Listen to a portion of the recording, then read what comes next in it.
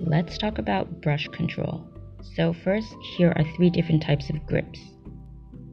Easy grip is most common. It's similar to holding a pencil. Next, we have the loose grip. We'll use this grip when you want to cover large spaces and have the most freedom to move your arm around. Next up, we have a tight grip. Hold it really close to the edge and keep it quite straight. This is when you want to paint in those tiny details. So here are some exercises you can use to understand your brush better. Paint lines using different amounts of pressure. This is where you can see the range of your brush. How thick can I get this line? How thin can I get this line? As you can see, my wrist is not really moving. I'm mainly holding it and moving my arm. As the line gets thinner, I need to hold it a little bit tighter.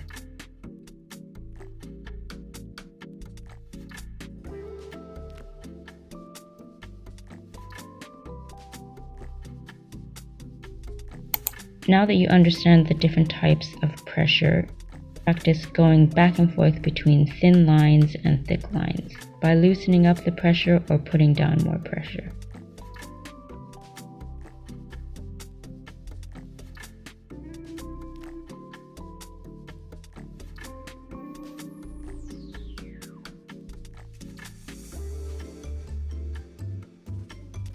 Now this one is pretty straightforward. Painting a few consistent lines in different directions can help you to build up consistency in your lines.